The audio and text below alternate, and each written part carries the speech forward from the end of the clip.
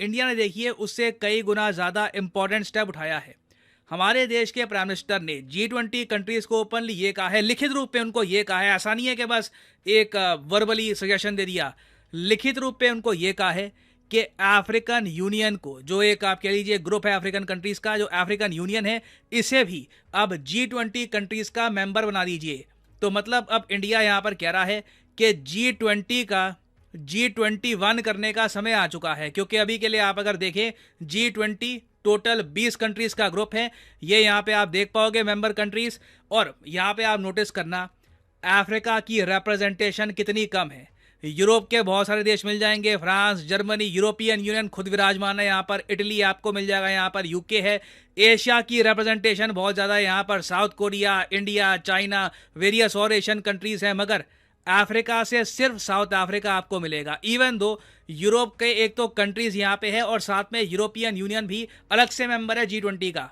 तो इस वीडियो में हम डिस्कस करेंगे कि इंडिया ने ये क्यों कहा है कि अफ्रीकन यूनियन को भी पार्ट बनाओ G20 का, इसकी जियोपॉलिटिकल इंपॉर्टेंस क्या है, इंडिया को इससे क्या बेनिफिट हो सकता है, बहुत कुछ आपको जानने को मिलेगा। नवाज से करीब 5-6 दिन पहले देश के विदेश मंत्री ने ये स्टेटमेंट दी थी कि अफ्रीकन कॉन्टिनेंट का जो राइज है ये बहुत ही ज्यादा इंपॉर्टेंट है ग्लोबल रीबैलेंसिंग के लिए। यहाँ पे आप देख पाओगे, इसका आपको आर्टिकल मिल जाएगा, और बात बिल्कुल ठीक है। यहाँ पे आप नोटिस करना, ये है अफ्रीकन कॉन्टिनेंट, साइज में बहुत बड़ा है। इंडिया सिर्फ साइज में बहुत ज़्यादा बड़ा लग रहा है, और टोटल अफ्रीकन कॉन्टिनेंट में कितने देश हैं? 54। हालांकि कुछ जगह लिखा होगा 55, 56, क्योंकि दो कंट्रीज को लेकर डिस्प्यूट है। कुछ कंट्रीज उनका एग्जिस्टेंस मानती हैं, कुछ नहीं मानती, बट ओवरऑल आप अगर देखो तो 54 कंट्रीज माना जाता है, अनडिस्प्यूटेड कंट्रीज हैं अफ्रीका में। नाउ 54 कंट्रीज, इतना बड़ा लैंड एरिया, मगर तब भी पूरे अफ्रीका की इकोनॉमी आप अगर देखो आज के समय नॉमिनल टर्म्स में अगर हम देखें तो ये सिर्फ $3.14 ट्रिलियन है।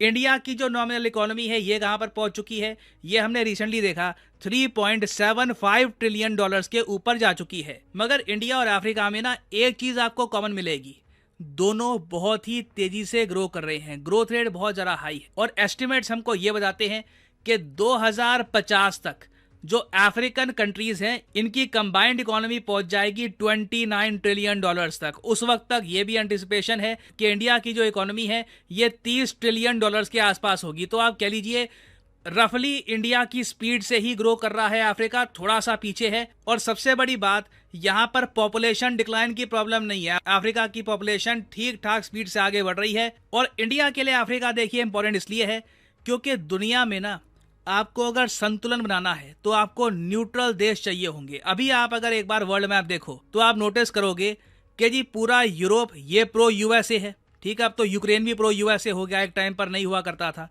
पूरा यूरोप प्रो यूएसए हो गया, ऑस्ट्रेलिया, न्यूजीलैंड ये प्रो यूएसए है, फिलीपींस प्रो यूएसए है, जापान, साउथ कोरिया ये भी प्रो यूएसए हो गए।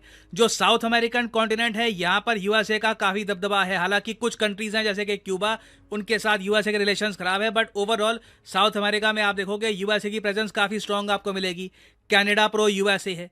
तो कहीं ना कहीं हमको एक ऐसा कॉन्टिनेंट चाहिए जो इकोनॉमिकली स्ट्रांग हो, जिसकी स्ट्रांग इकोनॉमी हो, बड़ी आबादी हो, उसकी इंटरनेशनल कम्युनिटी में से हो, और वो न्यूट्रल हो। अफ्रीका से देखो दुनिया को ये उम्मीदें हैं कि ये कॉन्टिनेंट ज़्यादा प्रो यूएस ना होकर एक न्यूट्रल भूमिका निभाएगा, जिससे दुनिया एक तरफ झुक ना जाए। तो इसलिए देखिए इंडिया के लिए हम लोग जो चाहते हैं कि एक मल्टीपोलर वर्ल्ड मिले, मतलब कि शक्ति का एक केंद्र ना हो, शक्ति के कई केंद्र हो, मतलब कि दुनिया में प्रॉपरली डेमोक्रेसी आए, सिर्फ एक पावर का राज ना हो, बाकी कंट्रीज की भी अपनी से हो। तो उसके लिए अफ्रीका इंपॉर्टेंट ही नहीं है, अफ्रीका इज द की। और इसलिए इंडिया ने पिछले कुछ सालों में बार बार अफ्रीकन यूनियन अफ्रीकन कंट्रीज का ही एक ग्रुप है, इसके हेडक्वार्टर्स आपको मिलेंगे इथियोपिया में।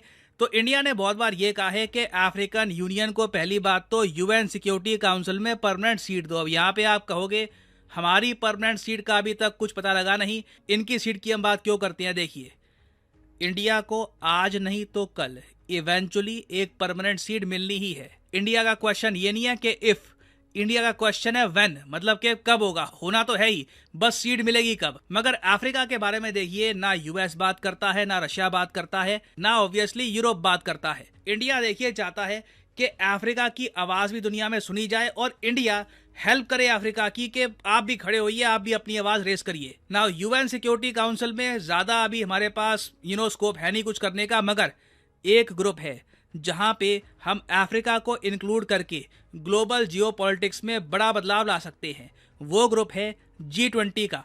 और इसलिए इंडिया ने ये कहा है कि G20 ग्रुप में आप अफ्रीका को डालिए ताकि अफ्रीका की एक प्रॉपर आवाज़ आए। अफ्रीका की आबादी बहुत ज़्यादा बड़ी है। आप अगर टोटल पॉपुलेशन के हिसाब से देखो तो अफ्रीका बिल्कुल इंडिया के पीछे चलता है। अगर इंडिया की आबादी 130 करोड़ के आसपास की है तो अफ्रीका की भी आबादी आपको 121-125 करोड़ के आसपास मिलेगी। मगर इतने बड़े कॉन्टिनेंट की G20 में रिप्रेजेंटेशन ना होना, और स्पेशली जब African Union as a whole combined उसकी इकोनॉमी आप देखो तो G20 के कई करंट देश हैं उनसे ज़्यादा उसकी इकोनॉमी होगी। तो ये तो अन्याय है ना कि अफ्रीका को G20 में हम शामिल ना करें। तो इसलिए इंडिया ने ये कहा है कि देखिए, इंडिया में जो G20 समिट होगा इसमें हम फोकस करेंगे अफ्रीका पे, दिस टाइम फॉर अफ्रीका। और इंडिया का केस यहाँ पर बहुत ज़्यादा स्ट्रांग है। कई देश हैं वो अफ्रीका की इंपॉर्टेंस धीरे धीरे एक्नॉलेज कर रहे हैं, मगर ओपनली ये कहते नहीं है कि जी अफ्रीका को इस ग्रुप में डाल दो। बट अगर यूरोपियन यूनियन यहाँ पे हो सकता है तो अफ्रीकन यूनियन को यहाँ पर हम ऐड क्यों नहीं कर सकते। और मैं आपको ये बता दूं, इंडिया का G20 समिट हिस्टोरिक होने वाला है, क्योंकि या तो इस समिट में अफ्रीका को बड़े एश्योरेंसेस दिए जाएंगे या फिर सच में बड़ा सरप्राइज हो जाएगा, G20 का G21 बन जाएगा और अफ्रीकन यूनियन 21वां मेंबर बन जाएगा इस ग्रुप का। और अगर ऐसा हो जाता है, देखिए अब यहाँ पे आपको ये भी देखना होगा, इंडिया का भी इंटरेस्ट है अफ्रीका को प्रमोट करने में, अफ्रीका की हेल्प करने में। ठीक है, हमारा देखिए एक बड़ा इंटरेस्ट ये है, अफ्रीका एक बड़ी मार्केट है और हम इंटरेस्टेड हैं इन द फ्यूचर इनके साथ एक फ्री ट्रेड एग्रीमेंट साइन करने में। हमारे यूनियन मिनिस्टर पीयूष गोयल साहब ऑलरेडी कह चुके हैं कि India is open to FTA free trade agreement negotiations bilaterally और इंडिविजुअली विद अफ्रीका। तो आप इमेजिन करके देखिए, अगर इंडिया के स्ट्रॉन्ग पुश के बाद अफ्रीकन यूनियन बन जाता है G20 का पार्ट, पहली बात तो इंडिया की गुडविल अफ्रीका में बढ़ेगी, इंडिया के लिए जो प्यार है, जो सम्मान है, ये अफ्रीका में बढ़ेगा। और कल को जो हम इनसे नेगोशिएशन करेंगे फ्री ट्रेड एग्रीमेंट को लेकर, उसमें भी ज़्यादा अच्छी टर्म्स में हम इनसे नेगोशिएट कर पाएंगे। तो सारी चीज़ें यहाँ पर जुड़ी हुई हैं। और वैसे मैं यहाँ पर आपको ये भी बता दूं कि ऐसा नहीं है कि हम अफ्रीका को सिर्फ एक मार्केट के रूप में देखते हैं। इंडिया और अफ्रीका ने पिछले कुछ साल में एक मिलिट्री एक्सरसाइज भी स्टार्ट कर दी है जिसका नाम है F index. Recently F index 23 का जो ये वर्जन है, 2023 का वर्जन, ये हुआ है पुणे में। और यहाँ पे देख पाओगे आप इमेजेस, पूरे अफ्रीका से जो इनके आर्मी ऑफिसर्स हैं ये इंडिया में आए थे और मिलकर युद्ध अभ्यास किया गया। तो इंडिया का जो ये स्टेप है ये दर्शाता है कि इंडिया कोई सोया हुआ कंट्री नहीं है। We are very much active और हम अपने इंटरेस्ट के हिसाब से अगर ग्लोबल कोई बड़े ग्रुप है उनमें बदलाव लाने हैं, वो बदलाव भी लेकर आएंगे।